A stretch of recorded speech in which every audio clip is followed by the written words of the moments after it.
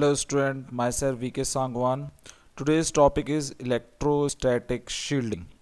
Electrostatic shielding, in previous video I am talking about the Gauss theorem of the spherical surface, in which electrostatic shielding, the definition is defined as a phenomena that is seen when a Faraday cage is used to block the effect of an electric field. The effects of external field on the internal contacts are blocked using the cage. So the Gauss theorem is to be seen in previous video. In this video, the Gauss theorem is the total surface integral charge is 1 upon epsilon naught time, in which the Gauss surface solid whenever is hollow, the electric field intensity inside the Gauss surface is 0, in which mention in the figure E is 0. Solid हो चाहे hollow हो, electric field intensity क्या होती है, zero होती है. और किसी भी फैराडेज के अकॉर्डिंग जो हमारी थ्योरी थी उसमें यही कहा गया था कि जो फैराडे थे उन्होंने 1836 में ये एक्सपेरिमेंट के थ्रू प्रूव करा कि उन्होंने अपने आप को एक केज के अंदर बंद कर लिया, एक पिंजरे के अंदर बंद कर लिया, और उन्होंने बाहर से एक्सटर्नल इलेक्ट्रिक फील्ड उस केज के ऊपर जो इंसिडेंट हुई उससे उनके ऊपर कोई इफेक्ट नहीं पड़ा. तो ये जो केज था उस केज ने उनको प्रोटेस्ट कर लिया था हैवी इलेक्ट्रिसिटी से. इस तरीके से हम अपने जो कीमती इंस्ट्रूमेंट्स होते हैं, जो एक्सपेंसिव इंस्ट्रूमेंट्स होते हैं, उन्हें हम इलेक्ट्रिक करंट से, इलेक्ट्रिक शॉक से, इलेक्ट्रोमैग्नेटिक वेव से बचा सकते हैं. ये फैराडेज द्वारा इन्वेंट करा गया. तो हमारे घर में बहुत सारे इलेक्ट्रॉनिक इंस्ट्रूमेंट है जिसके अंदर ये इलेक्ट्रोस्टैटिक शील्डिंग फिनोमेना ऑब्जर्व करते हैं, जैसे माइक्रो ओवन, केबल के अंदर जो हमारी शील्डिंग होती है, जो ये सिल्वर कलर की शील्डिंग दिखाई दे रही है, ये शील्डिंग जो होती है, ये शील्डिंग होती ही इसीलिए कि जो हमारा करंट है ना वो सराउंडिंग में कोई लॉस हो पाए उसका, और ना उसके ऊपर सराउंडिंग से कोई इफेक्ट हो पाए. तो केज जो होता है वो बहुत जगह यूज़ करा जाता है. बड़े बड़े जो हमारे पावर हाउस होते हैं वहाँ पर वायरिंग करी जाती है, वहाँ पर यूज़ करा जाता है. और इलेक्ट्रोस्टैटिक फिनोमेना जिस टाइम हम EMI करवाने जाते हैं, MRI करवाने जाते हैं, तो वो जो रूम डिज़ाइन होता है उसको भी क्या करा जाता है, पहले शील्ड करा जाता है, फ्रेमिंग कर दी जाती है, जिसके कारण उसके अंदर जो इलेक्ट्रोस्टैटिक चार्जेस प्रोड्यूस हों वो कोई नुकसान ना पहुंचा पाए किसी को, और वो आसानी से अर्थ हो जाए. अर्थिंग हो जाएंगी तो उससे किसी को कोई नुकसान नहीं पहुंचेगा. इस तरीके से जैसे फ्लाइट होती है हमारी, उसके थंडर स्ट्रॉन्ग के टाइम पे अगर उसके ऊपर करंट गिरता है तो उसके ऊपर भी कोई नुकसान नहीं पहुंचता. जैसे ये वीडियो में ये फिगर है, इस फिगर के अंदर बस के अंदर जो पैसेंजर बैठे हैं उनके ऊपर, उनके पास जो इलेक्ट्रिक फील्ड इंटेंसिटी होगी इनसाइड द बस, वो क्या होगी, जीरो होगी. When the electric thunderstorm electric shock is incident on the bus, then current is grounded and earth. वो क्या हो जाएगा, चार्ज अर्थ हो जाएगा, तो वो इस तरीके से शील्ड कर लेगा, प्रोटेस्ट कर लेगा. इलेक्ट्रोस्टैटिक शील्डिंग का काम ही यही होता है, प्रोटेस्ट करना. वो केज के थ्रू हमें क्या करता है, प्रोटेस्ट कर लेता है. After electrostatic shielding, I think you have clear the concept of electrostatic shielding. अब उसके बाद हम जो बात करते हैं electric field intensity due to infinite charge conducting plate. Electric field intensity क्या होगी किसी इनफाइनाइट चार्ज कंडक्टिंग प्लेट की, तो देखते हैं. सपोज करें ये मैं एक प्लेट ले रहा हूं और इसके ऊपर चार्ज जो है एंटायरली यूनिफॉर्म डिस्ट्रीब्यूटेड है. इस प्लेट की थिकनेस है, थिकनेस कंसिडर करी है, और इस प्लेट के ऊपर चार्ज जो है बैक साइड पे भी डिस्ट्रीब्यूट है और अपर साइड में भी डिस्ट्रीब्यूटेड है. तो दोनों surface electric field intensity exist करेंगे. मैं लेट कर लेता हूं कि मैं एक पॉइंट लेट कर लेता हूं अपनी तरफ से A, जहां से इलेक्ट्रिक फील्ड इंटेंसिटी जो है इस सरफेस की इस तरफ मान लेता हूं मैं E1, पीछे वाली सरफेस की, और जो ऊपर वाली सरफेस है इसकी तरफ से इलेक्ट्रिक फील्ड इंटेंसिटी जो मान लेता हूं मैं इस तरफ E2, और इधर एक पॉइंट कंसीडर कर लेता हूं C. Now the charge is distributed over the sheet.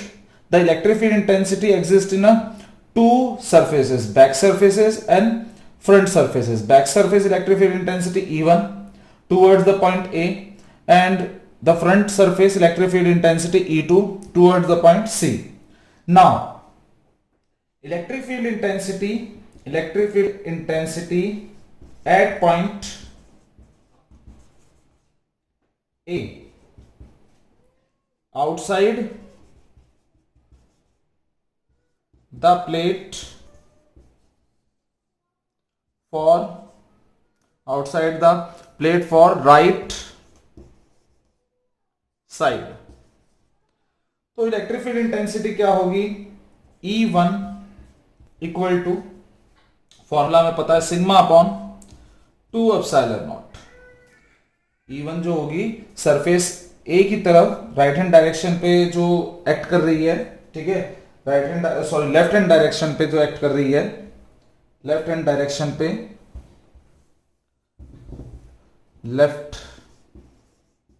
Left side की तरफ जो एग्जिस्ट कर रही है, तो E1 equal to sigma upon 2 epsilon naught. Same electric field intensity at point C outside the plate for right side में C point की तरफ जो इलेक्ट्रिक फील्ड इंटेंसिटी एग्जिस्ट करेगी वो क्या होगी, वो भी हमारी E2 equal to sigma upon 2 epsilon naught. According to superposition principal,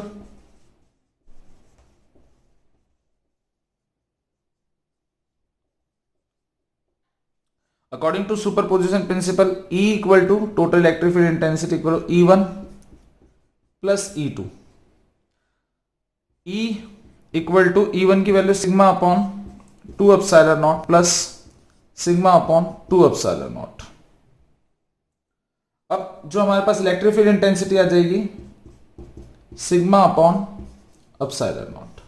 ये हमारी इलेक्ट्रिक फील्ड इंटेंसिटी आ जाएगी किसकी, इनफाइनाइट कंडक्टिंग प्लेट की। Electric field intensity of infinite conducting plate is E equal to sigma upon epsilon not.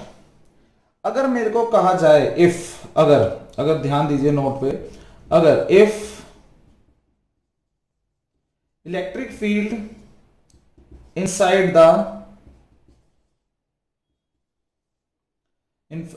The conducting plate,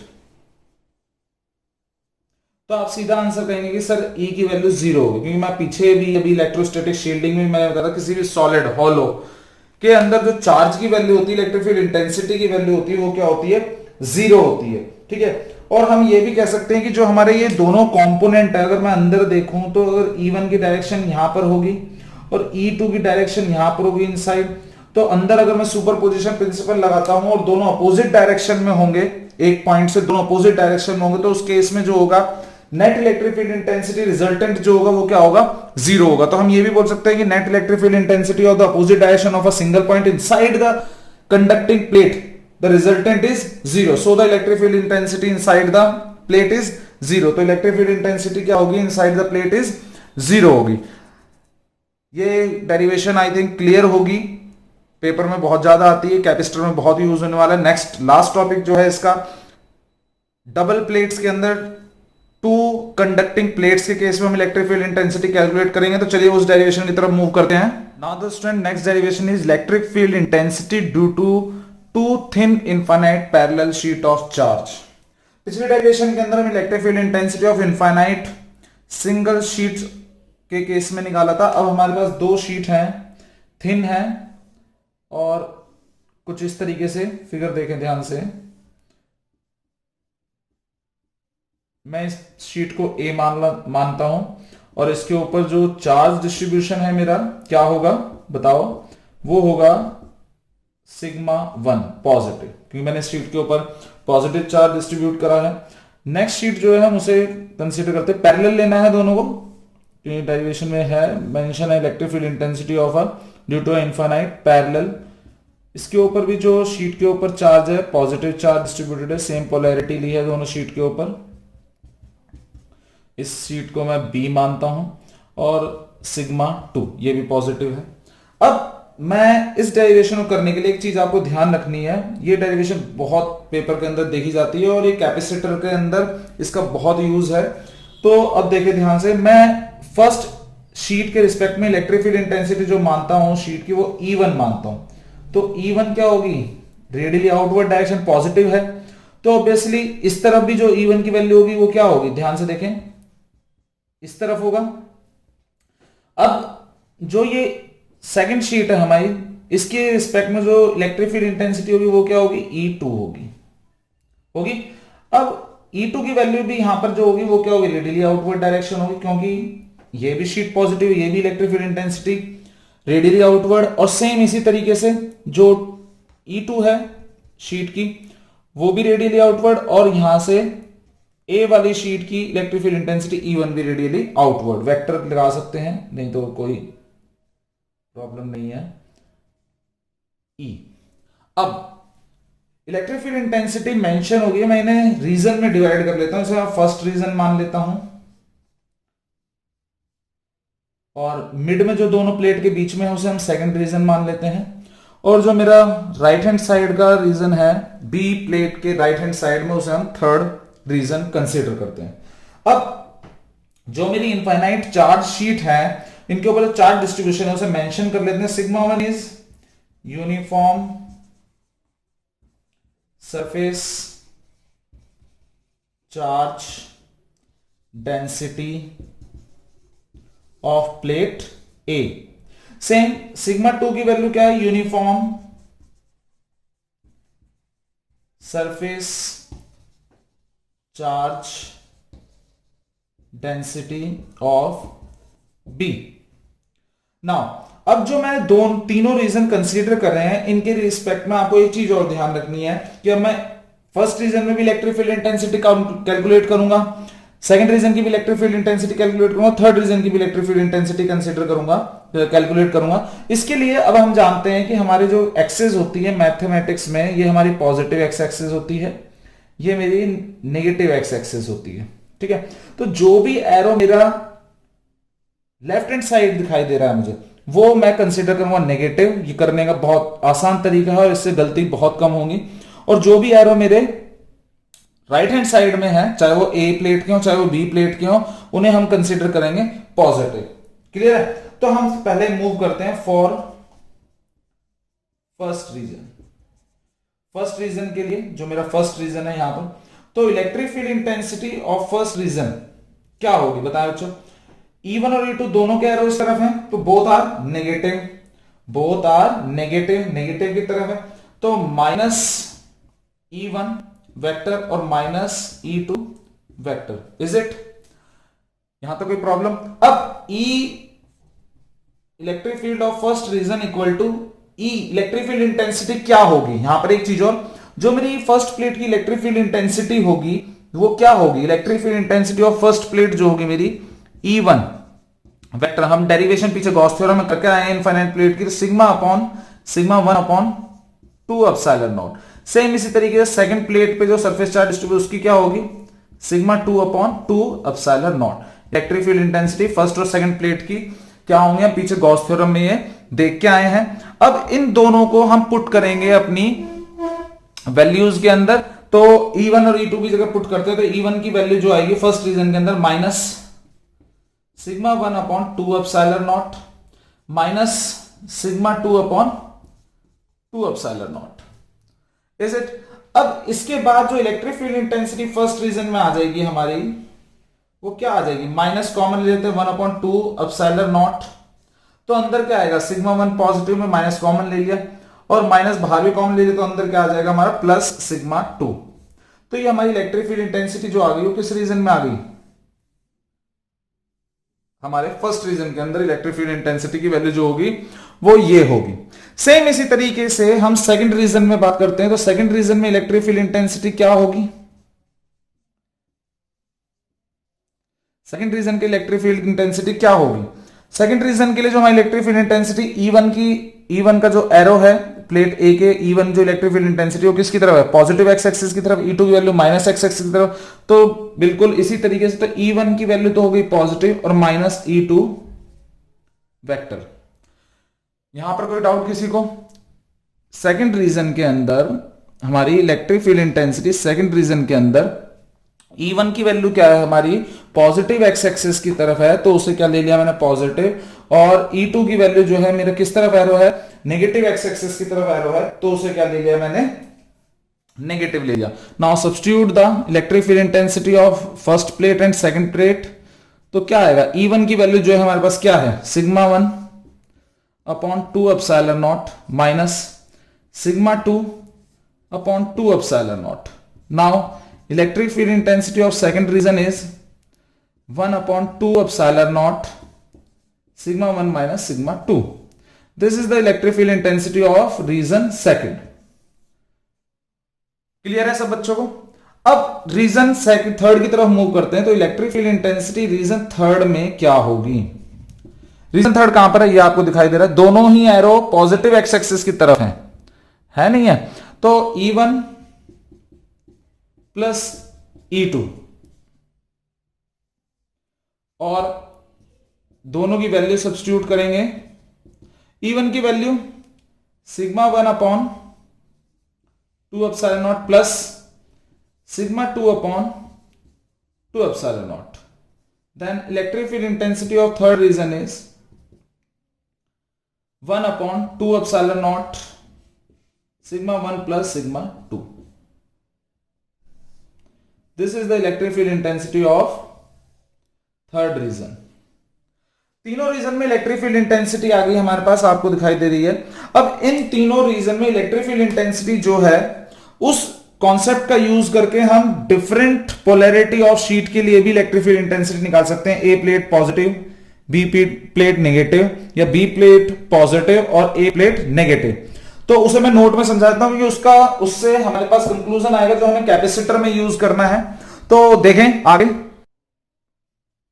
अब आगे देखो बच्चे, अगर मेरे जो प्लेट सिग्मा 1 थी, ए प्लेट थी, उसकी जो पोलैरिटी है वो प्लस सिग्मा हो जाए, और मेरी जो प्लेट बी थी जिसकी सरफेस चार्ज डेंसिटी जो थी सिग्मा 2 थी वो माइनस सिग्मा हो जाए, तो क्या होगा?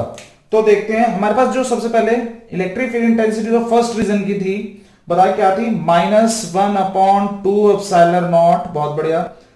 सिग्मा 1 प्लस सिग्मा 2, ये मेरी इलेक्ट्रिक फील्ड इंटेंसिटी थी फर्स्ट रीजन की. और जो मेरी सेकंड रीजन में इलेक्ट्रिक फील्ड इंटेंसिटी थी वो क्या थी बच्चों बताओ? Electric field intensity of second region 1 upon 2 epsilon naught. इसमें माइनस होता है, सिग्मा 1 माइनस सिग्मा 2. बहुत आसान है याद करना. लास्ट वाले में भी प्लस होता है. और electric field intensity of third region 1 upon 2 epsilon naught sigma 1 plus sigma 2. Now, the electric field intensity of first reason, second reason, third reason. Now, substitute the value of. अब इसका मतलब क्या है पॉजिटिव नेगेटिव का? इसका मतलब बेटा कि एक प्लेट जो है उसके ऊपर पॉजिटिव चार्ज है डिस्ट्रीब्यूटेड, और दूसरा प्लेट जो है उसके ऊपर चार्ज कौन सा है? नेगेटिव चार्ज डिस्ट्रीब्यूटेड है. अब दोनों प्लेट पॉजिटिव और नेगेटिव होंगी तो हमारी electric field intensity first region में, सेकंड रीजन में और थर्ड रीजन में क्या होगी, हम वो निकालना चाहते हैं. क्योंकि इसके ऊपर ही हमारा कैपेसिटर का प्रिंसिपल बेस्ड है, तो इसीलिए देखते हैं electric field intensity of first region. Now substitute the value -1 upon 2 epsilon naught. Sigma 1 is sigma, sigma 2 is minus sigma. Is it? Now the electric field intensity in first reason is 0. Yes या no? बिल्कुल. Electric field intensity in first reason is 0. Now second reason की तरफ move करते हैं. तो electric field intensity in second reason, substitute sigma 1 is plus sigma, and minus minus is plus sigma. Then electric field intensity in second reason is 2 sigma upon 2 epsilon naught. Then electric field intensity in second reason is sigma upon epsilon naught. Is it? Second region के अंदर electric field intensity क्या है? Sigma upon epsilon naught. Third region को और देखते हैं. तो third region के अंदर electric field intensity 1 upon 2 epsilon naught. Sigma 1 is positive minus sigma. Then electric field intensity in third reason is 0. Now, conclusion. What is the conclusion? Conclusion is, in the electric field intensity of the first reason, when the plates are different polarity, one plate is positive polarity, second plate is negative polarity, when the charges are uniformly distributed over the plate, then electric field intensity of first reason is left side of the plate A. First reason is left side of the plate A. the electric field intensity is 0. Keep in mind different polarity of the plate.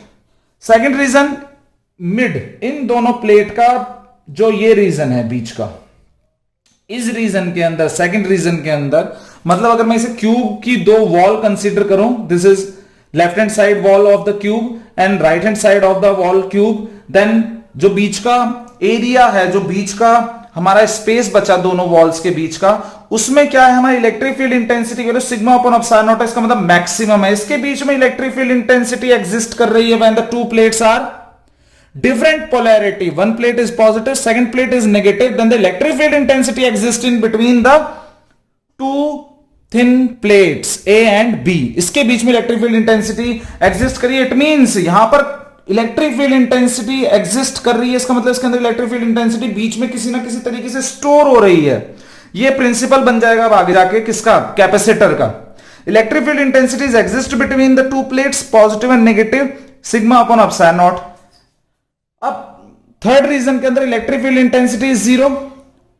Third region is right of the plate B, right of the wall B, when the B wall is uniformly distributed to the negative charge, then electric field intensity of the right of the wall, third reason, is 0. It means first and third reason our electric field intensity is 0, but mid of the two walls A and B, positive and negative, the electric field intensity is maximum. And it depends on the surface of wall, and its electric field intensities depend on the surface of wall. See, and also inversely proportional to the medium permeability of free space between the wall. If I have introduced dielectric, what will be the change of the electric field intensity value in mid of the walls? Seen in the next topic, capacitor.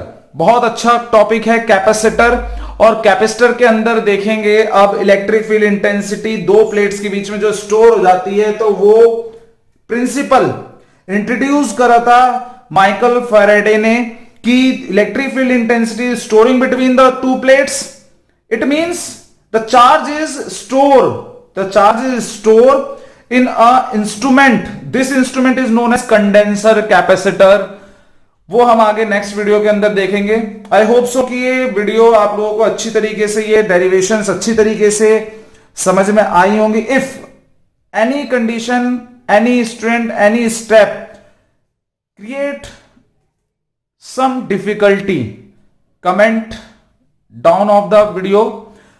Next video को देखें और आगे के topics का, और मैं बहुत जल्दी एनसीईआरटी सॉल्यूशन का भी वीडियो बनाने वाला हूं, तो एनसीईआरटी सॉल्यूशन पूरी सॉल्व करवाऊंगा 1 by 1 क्वेश्चन की, तो वो वीडियो भी आने वाली है। Thank you.